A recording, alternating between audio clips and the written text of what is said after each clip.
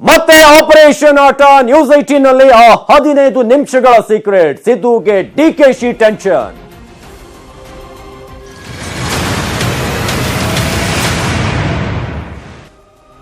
ದೋಸ್ತಿ ಸರ್ಕಾರಕ್ಕೆ ಮತ್ತೆ ಶುರುವಾಗಿದೆ ಟೆನ್ಷನ್. ಒಂದೆಡೆ ಸಚಿವ ಸಂಪುಟ ವಿಸ್ತರಣೆಯ ತಲೆಬಿಸಿ ಆದ್ರೆ ಮತ್ತೊಂದು ಕಡೆ ಕಾಂಗ್ರೆಸ್ಗೆ ಬಂಡಾಯದ ಭೀತಿ ಈಗ ಎದುರಾಗ್ತಾ ಇದೆ. ದೋಸ್ತಿ ಸರ್ಕಾರಕ್ಕೆ ಮತ್ತೆ ಹೊಸ ಟೆನ್ಷನ್ ಶುರುವಾಗಿದೆ. ಇದು ಆರಂಭದಿಂದಲೂ ಕೂಡ ಇತ್ತು. ಈಗ ಮತ್ತೊಮ್ಮೆ ಸಚಿವ ಸಂಪುಟ ವಿಸ್ತರಣೆಯ ತಲೆನೋವು ಒಂದ್ ಕಡೆ ಆದ್ರೆ ಮತ್ತೊಂದು ಕಡೆ ಕಾಂಗ್ರೆಸ್ಗೆ ಬಂಡಾಯದ ಭೀತಿ ಎದುರಾಗ್ತಾ ಇದೆ.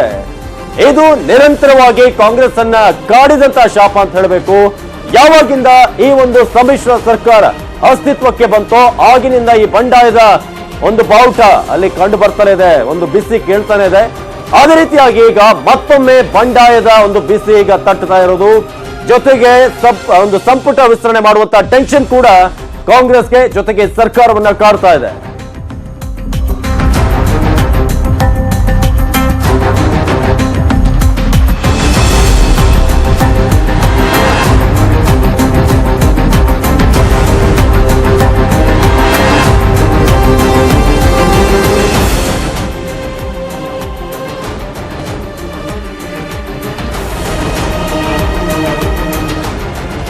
ಈ ಬಾರಿ ಬಂಡಾಯ ಬಹುತೇಕ ಫಿಕ್ಸ್ ಅಂತ ಹೇಳಲಾಗ್ತದೆ. ಯಾಕಂದ್ರೆ ಕಾಂಗ್ರೆಸ್ನ ಕೈ ಬಿಡ್ತಾರ ಕಾಂಗ್ರೆಸ್.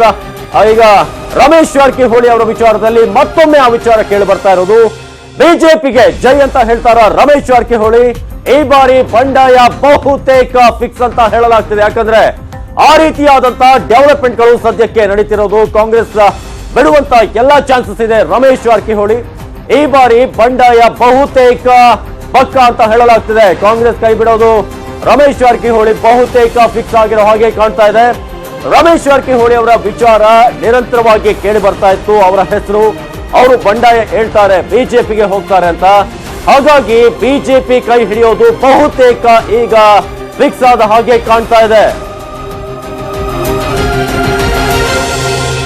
ಇನ್ನು ಯಡಿಯೂರಪ್ಪ ಅವರ ಪಾರ್ಟಿಯಲ್ಲಿ ರಮೇಶ್ ಅವರು ಹಾಜರಾಗಿರೋದು ಬಹಳ ಪ್ರಮುಖವಾದಂತಹ ವಿಚಾರ. ಇದು ಡಿಕೆಶಿ ಅವರು ಕರೆದಿದ್ದಂತ ಡಿನ್ನರ್ ನಲ್ಲಿ ರಮೇಶ್ ಜಾರಕಿಹೊಳಿ ಅವರು ಅಲ್ಲಿ ಆಬ್ಸೆಂಟ್ ಆಗಿರ್ತಾರೆ. ಆದ್ರೆ ಯಡಿಯೂರಪ್ಪನವರ ಪಾರ್ಟಿಯಲ್ಲಿ ರಮೇಶ್ ಜಾರಕಿಹೊಳಿ ಅವರು ಹಾಜರಾಗಿರೋದು ಈಗ ಸಾಕಷ್ಟು ಪ್ರಶ್ನೆಗೆ ಕಾರಣವಾಗ್ತಾ ಇದೆ. ಡಿಕೆಶಿ ಡಿನ್ನರ್ಗೆ ಗೈರು, ಇತ್ತ ಬಿಎಸ್ವೈ ಪಾರ್ಟಿಗೆ ಅವರು ಹಾಜರಾಗಿರೋದು ಬಹಳ ಪ್ರಶ್ನೆಗೆ ಕಾರಣವಾಗ್ತಾ ಇದೆ. ಮೈತ್ರಿ ಸರ್ಕಾರದ ಮೇಲೆ ಒತ್ತಡವನ್ನ ಹೇರುವಂತ ತಂತ್ರನ ಇದು. ಯಡಿಯೂರಪ್ಪ ಅವರ ಪಾರ್ಟಿಯಲ್ಲಿ ರಮೇಶ್ ಜಾರಕಿಹೊಳಿ ಯಾಕೆ ಅಲ್ಲಿ ಹಾಜರಾದ್ರು, ಏನು ಕಾರಣ, ಮೈತ್ರಿಯ ಮುಂದೆ ಬೆಳಗಾವಿಯ ಬ್ರದರ್ಸ್ ಹೊಸ ಒಂದು ಡಿಮ್ಯಾಂಡ್ ಅನ್ನ ಇಟ್ಟಿದ್ದಾರೆ ಅನ್ನೋದು ವಿಚಾರಗಳು ಗೊತ್ತಾಗ್ತಾ ಇದೆ. ಈ ಡಿಮ್ಯಾಂಡ್ಗೆ ರಾಜ್ಯ ಸರ್ಕಾರ, ರಾಜ್ಯದ ನಾಯಕರು ಒಪ್ತಾರ? ಇದಕ್ಕೆ ಒಪ್ಪಿದ್ರು ಕೂಡ ಕಷ್ಟ, ಒಂದು ವೇಳೆ ಒಪ್ಪದೇ ಇದ್ರೂ ಕೂಡ ಕಷ್ಟ. ಆ ರೀತಿಯಾದಂತಹ ಪರಿಸ್ಥಿತಿ ಈಗ ನಿರ್ಮಾಣವಾಗಿದೆ. ಹಾಗಾದ್ರೆ ಮೈತ್ರಿ ಸರ್ಕಾರದ ಮುಂದೆ ಇರುವಂತಹ ಆ ಹೊಸ ಡಿಮ್ಯಾಂಡ್ ಏನು?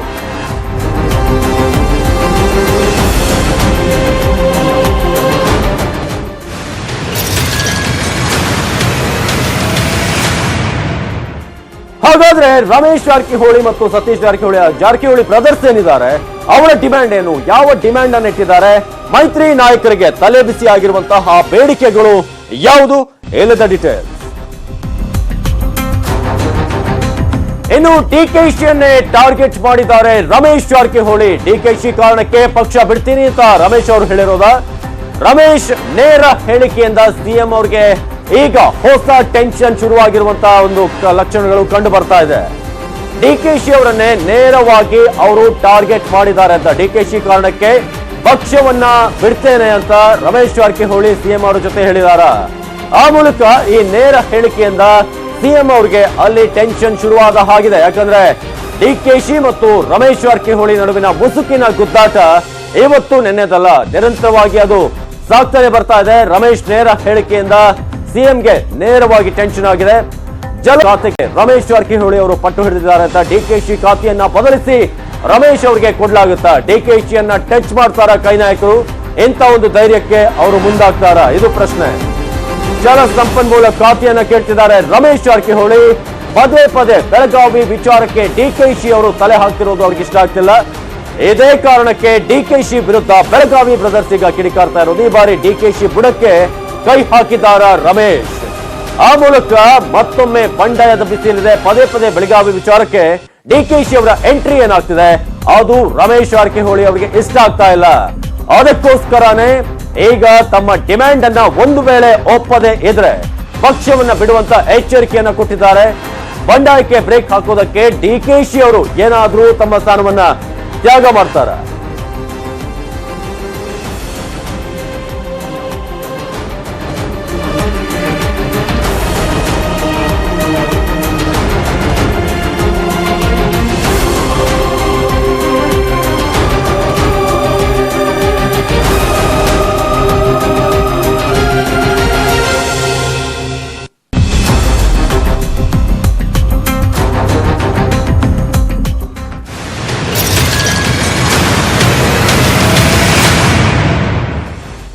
ರಮೇಶ್ ಜಾರಕಿಹೊಳಿ ಡಿಮ್ಯಾಂಡ್ಗೆ ಸಿಎಂ ಅವರು ದಂಗಾಗಿದ್ದಾರೆ. ರಮೇಶ್ ಜಾರಕಿಹೊಳಿ ಮನವೊಲಿಕೆಗೆ ಏನೆಲ್ಲ ಮಾಡಬಹುದು ಅನ್ನೋ ಲೆಕ್ಕಾಚಾರ ಕೂಡ ಹಾಕಿದ್ದಾರೆ. ಹಾಗಾದ್ರೆ ಆ ಲೆಕ್ಕಾಚಾರ ಏನು ಅನ್ನೋದನ್ನ ಹೇಳ್ತೀವಿ ನೋಡಿ.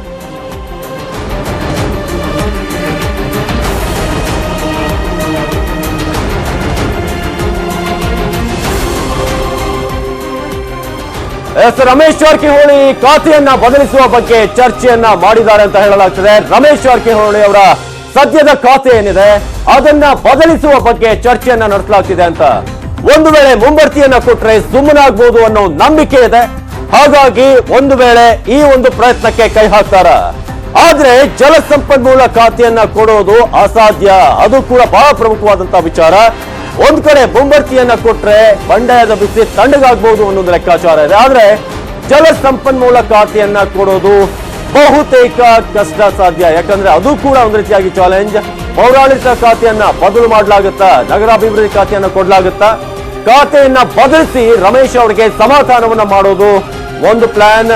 ಮುಂಬಡ್ತಿ ನೀಡಿದ್ರೆ ಸುಮ್ಮನೆ ಆಗ್ತಾರ ರಮೇಶ್ ಜಾರಕಿಹೊಳಿ? ಅವರೇನಾದ್ರೂ ಸೈಲೆಂಟ್ ಆಗ್ತಾರ? ನಗರಾಭಿವೃದ್ಧಿ ಖಾತೆಯನ್ನ ಕೊಟ್ರೆ ಅಲ್ಲಿ ರಮೇಶ್ ಅವರು ಸೈಲೆಂಟ್ ಆಗುವಂತ ಚಾನ್ಸಸ್ ಇದೆಯಾ? ಈಗಾಗಲೇ BSY ಅವರ ಜೊತೆ ಕೂಡ ಮಾತುಕತೆ ಆಗ್ತಾ ಇದೆ, ಅಂದ್ರೆ ಕಾಂಗ್ರೆಸ್ ಅನ್ನ ಬಿಟ್ಟು ಬಿಜೆಪಿ ಹೋಗುವ ಬಗ್ಗೆ. ಹಾಗಾಗಿ ಕಾಂಗ್ರೆಸ್ ಅನ್ನ ಬಿಟ್ಟು ತಮ್ಮ ಟೀಮ್ ಜೊತೆ ಬಿಜೆಪಿಯನ್ನ ಸೇರ್ತಾರ? ಇದು ಕೂಡ ಪ್ರಶ್ನೆ. ಒಂದ್ ಕಡೆ ಬಿಜೆಪಿ ಎಲ್ಲಾ ಪ್ರಯತ್ನಗಳನ್ನ ಮಾಡ್ತಾ ಇದೆ ಅಂತ ಹೇಳಲಾಗ್ತದೆ, ಇನ್ನೊಂದ್ ಕಡೆ ಅವರನ್ನ ಉಳಿಸ್ಕೊಳ್ಳೋದು ಹೇಗೆ ಅಂತ ಮೈತ್ರಿ ಸರ್ಕಾರದ ನಾಯಕರು ಕೂಡ ಪ್ರಯತ್ನವನ್ನ ಪಡ್ತಾ ಇದ್ದಾರೆ.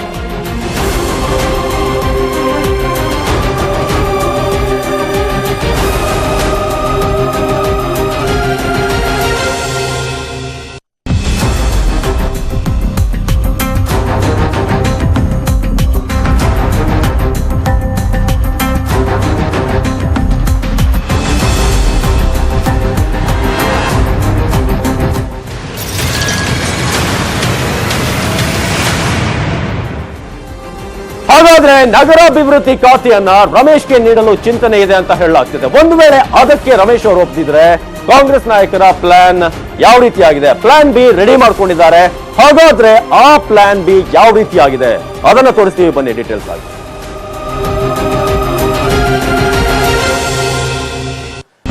ರಮೇಶ್ ಜಾರಕಿಹೊಳಿ ಮಣಿಸಲು ಪ್ಲಾನ್ ಬಿ ಕೂಡ ರೆಡಿ ಆಗಿದೆ. ಪ್ಲಾನ್ ಬಿ ಅನ್ನ ಕೇಳಿ ರಮೇಶ್ ಜಾರಕಿಹೊಳಿ ಅವರಿಗೆ ಶಾಕ್ ಆಗಿದೆ. ಆ ಒಂದು ಪ್ಲಾನ್ ಅನ್ನ ಕಾಂಗ್ರೆಸ್ನ ನಾಯಕರು ಮಾಡಿದ್ದಾರೆ. ಹಾಗಾದ್ರೆ ಆ ಪ್ಲಾನ್ ಬಿ ಯಾವ ರೀತಿಯಾಗಿದೆ? ಅದು ರಮೇಶ್ ಜಾರಕಿಹೊಳಿ ಅವರನ್ನೇ ಮಣಿಸಲು ಮಾಡಿರುವಂತಹ ಪ್ಲಾನ್ ಬಿ ಅದು. ಹಾಗಾದ್ರೆ ಆ ಪ್ಲಾನ್ ಬಿ ನಲ್ಲಿ ಏನಿದೆ? ಆ ಪ್ಲಾನ್ ಬಿ ಅನ್ನ ನೋಡಿ ರಮೇಶ್ ಜಾರಕಿಹೊಳಿ ಶಾಕ್ ಆಗಿರೋದು ಯಾಕೆ? ಆ ರೀತಿಯಾದಂತಹ ಪ್ಲಾನ್ ಅದು. ಪ್ಲಾನ್ ಬಿ ನಲ್ಲಿ ಅಂತಹ ಶಾಕಿಂಗ್ ಫ್ಯಾಕ್ಟ್ಸ್ ಗಳು ಏನಿದಾವೆ? ಸಂಪುಟದಿಂದ ರಮೇಶ್ ಅವರನ್ನೇ ಕೈ ಬಿಡೋದಕ್ಕೆ ಚಿಂತನೆ ನಡೀತಿದೆ. ರಮೇಶ್ ಬದಲು ಸಹೋದರ ಸತೀಶ್ಗೆ ಸಚಿವ ಸ್ಥಾನವನ್ನ ಕೊಡುವಂತ ಚಾನ್ಸಸ್ ಇದೆ. ಹೀಗೆ ಮಾಡಿದ್ರೆ ಬಂಡಾಯ ಟೀಮ್ ಕಾಂಗ್ರೆಸ್ನಲ್ಲೇ ಉಳಿದುಕೊಳ್ಳುತ್ತೆ. ಹಾಗಾಗಿ ಸಂಪುಟದಿಂದ ರಮೇಶ್ ಅವ್ರನ್ನ ಕೈಬಿಟ್ಟು ಅವರ ಸಹೋದರ ಸತೀಶ್ ಜಾರಕಿಹೊಳಿ ಅವರಿಗೆ ಒಂದು ವೇಳೆ ಖಾತೆಯನ್ನ ಕೊಟ್ರೆ, ರಮೇಶ್ ಬದಲಿಗೆ ಸಚಿವ ಸ್ಥಾನವನ್ನ ಸತೀಶ್ ಜಾರಕಿಹೊಳಿಗೆ ಕೊಟ್ರೆ, ಈ ಮೂಲಕ ಬಂಡಾಯ ನಾಯಕರನ್ನ ಕಟ್ಟಿ ಹಾಕೋದು ಸದ್ಯದ ಪ್ಲಾನ್. ರಮೇಶ್ ಏಕಾಂಗಿ ಆಗ್ತಾರೆ ಅನ್ನೋ ಲೆಕ್ಕಾಚಾರ ಇದರ ಹಿಂದೆ ಅಡಗಿದೆ.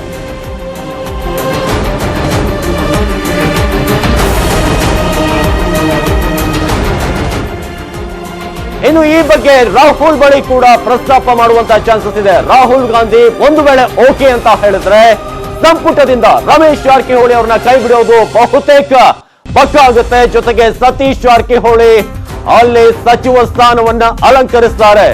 ಆದ್ರೆ ರಾಹುಲ್ ಗಾಂಧಿ ಈ ಒಂದು ಪ್ರಸ್ತಾಪಕ್ಕೆ ಈ ಒಂದು ಪ್ಲಾನ್ ಬಿಗೆ ಅವರು ಓಕೆ ಅಂತಾರ, ಅವರು ಸಾಧ್ಯತೆ ಕೊಡ್ತಾರ, ಗ್ರೀನ್ ಸಿಗ್ನಲ್ ಕೊಡ್ತಾರ. ಇದೇ ಕಾರಣಕ್ಕೆ ಫಾರಿನ್ ಟೂರ್ ನಿಂದ ಸಿದ್ದರಾಮಯ್ಯನವರು ಕೂಡ ಅರ್ಧಕ್ಕೆ ವಾಪಸ್ ಬರ್ತಾರೆ. ಕ್ಯಾಬಿನೆಟ್ ಬಗ್ಗೆ ಕೇಳಿದ್ರೆ ಸಿದ್ದು ಸಖತ್ ಸಿಡಿಮಿಡಿ ಆಗ್ತಾರೆ. ಇದೆಲ್ಲ ಬೆಳವಣಿಗೆಗಳು ಸದ್ಯಕ್ಕೆ ಕಾಂಗ್ರೆಸ್ ನಲ್ಲಿ ಆಗ್ತಿದೆ. ಇದು ಸಿದ್ದರಾಮಯ್ಯನವರಿಗೆ, ಮಾಜಿ ಸಿಎಂ ಸಿದ್ದರಾಮಯ್ಯನವರಿಗೆ ಈಗ ಟೆನ್ಷನ್ ಅನ್ನ ಕ್ರಿಯೇಟ್ ಮಾಡಿದೆ.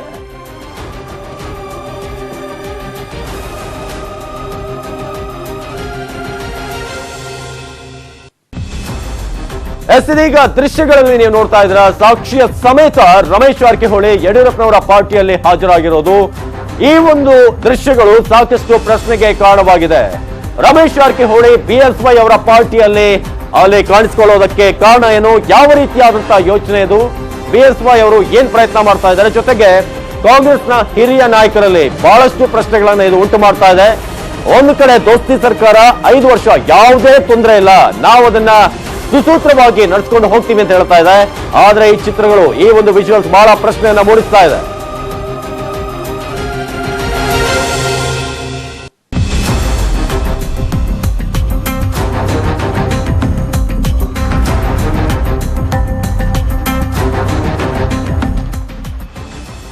ಈ ಬಗ್ಗೆ ಹೆಚ್ಚಿನ ಮಾಹಿತಿಯನ್ನ ನೀಡ್ತಾರೆ ರಮೇಶ್ ಹಿರೇಜಂಬೂರು ನೇರ ಸಂಪರ್ಕದಿಂದ, ಬೆಳಗಾವಿಯಿಂದ ನೇರ ಸಂಪರ್ಕದಲ್ಲಿದ್ದಾರೆ. ರಮೇಶ್, ಇದೀಗ ಜಾರಕಿಹೊಳಿ ಬ್ರದರ್ಸ್ ವಿಚಾರದಲ್ಲಿ ಹಿಂದಿನಿಂದಲೂ ಕೂಡ ಕೇಳಿ ಬರ್ತಾನೆ ಇದೆ. ಇದು ಮತ್ತೊಂದು ಪ್ರಯತ್ನ ಬಿಜೆಪಿ ಕಡೆಯಿಂದ, ಜೊತೆಗೆ ಆ ಒಂದು ವಿಜುವಲ್ಸ್ ಏನ ನೋಡ್ತಾ ಇದೀವಿ, ಬಿಎಸ್ವೈ ಜೊತೆ ಅವ್ರು ಇರುವಂತದ್ದು, ಅದು ಏನನ್ನ ಹೇಳುತ್ತೆ ಅಂತ.